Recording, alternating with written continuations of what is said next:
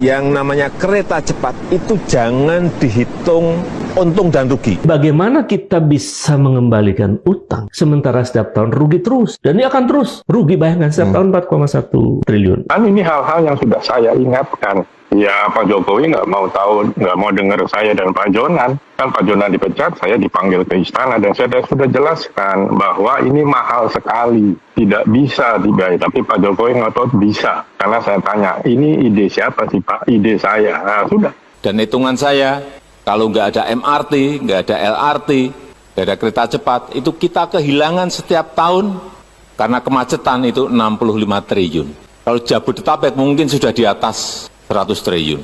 Pilih mana? Pilih dibelikan MRT, LRT, atau kereta cepat, atau uangnya hilang karena kemacetan setiap tahun lebih dari 100 triliun. Tetapi sekarang hutangnya bertambah terus. Bunga hutangnya aja setahun itu 2 triliun. Ya, sementara dari tiket hanya mendapat maksimal 1,5 triliun. Jadi setiap tahun bertambah kan? Berbunga terus, negara nombok terus. Ternyata sekarang tidak mampu bayar. Dan tidak mau bayar Purbaya. Menurut saya benar Purbaya.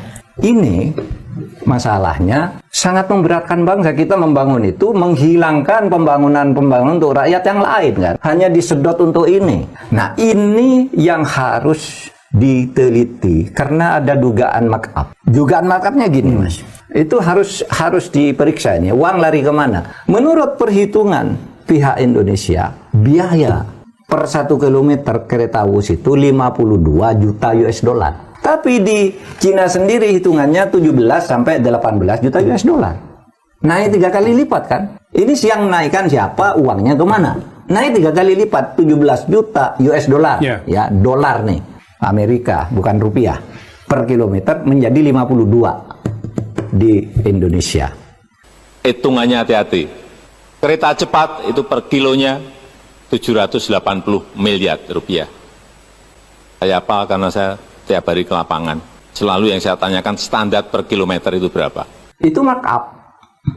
Harus diteliti. Siapa dulu yang melakukan ini? Apakah di sini ada markup? Saya rasa ini harus diselidiki. Kalau seandainya ini ada, seandainya ada, maka mereka harus bertanggung jawab. Gitu. Jadi di sini bagian dari negosiasinya. Jadi ini harus diselidiki. Kalau memang ini ada, berarti nilai proyeknya itu mereka ikut bertanggung jawab. Ya bertanggung jawab, yang bertanggung jawab Presiden kok. Mungkin masih ada sekarang Pak Luhut, coba tanya aja. Karena kan itu tidak kan ditentukan, tadi saya katakan kan, beliau bilang ini ide saya, ya dia yang lakukan. Nah ini harus diselidiki. Kalau itu benar terjadi markup, itu pidana, harus dicari. Tapi juga harus diingat, itu akibatnya sangat berbahaya bagi rakyat. Karena misalnya kita gagal bayar, itu kan berarti Cina harus ngambil tuh. Ini punya saya kalau gitu.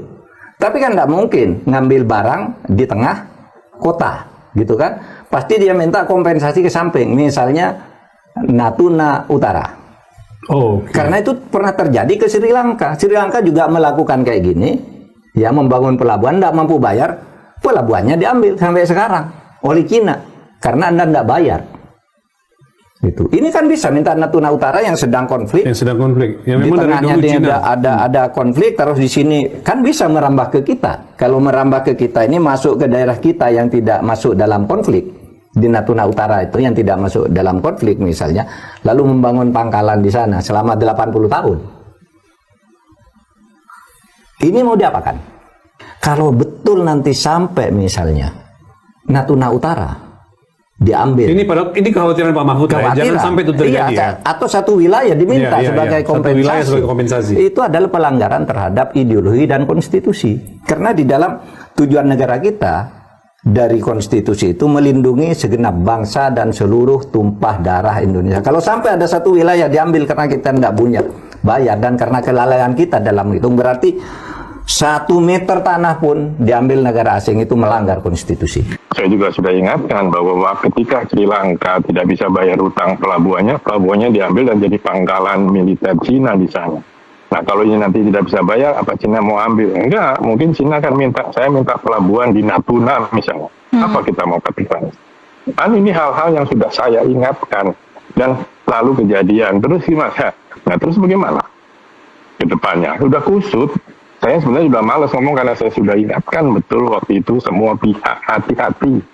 Nah sekarang dibahas lagi kan karena cenderung macet dan lempar tanggung jawab.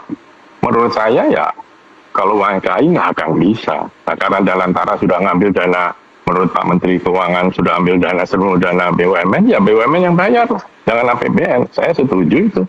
Sekali lagi kalau mau itu ulang ya terserah Cina. Dia mau tidak mengulangnya. Kalau mau itu ulang tentu ada banyak masalah yang tentu harus diselesaikan. Dan itu tidak mudah. Tadi kalau itu sudah masuk ke politiknya bagaimana? Kalau Cina minta Natuna misalnya dia mau bangun pangkalan sebagai pengganti utang dia kepada Indonesia, kita mau gimana? Itu yang harus lebih dicermati.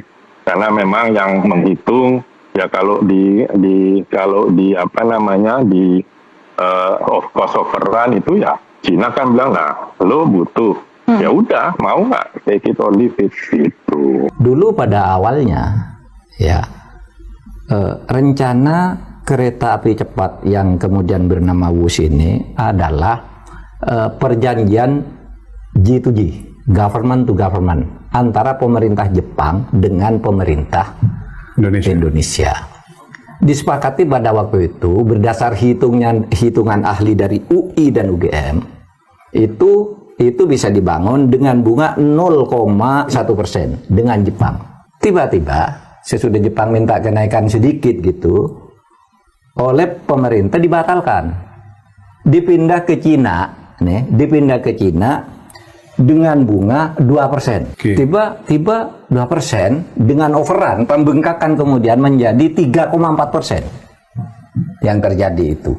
Nah sekarang kita tidak mampu bayar. Ketika mau dipindah ke Cina ini, Pak Yonan, Ignatius Jonan, Menteri Perhubungan waktu itu, menyatakan tidak setuju. Pak ini tidak visible.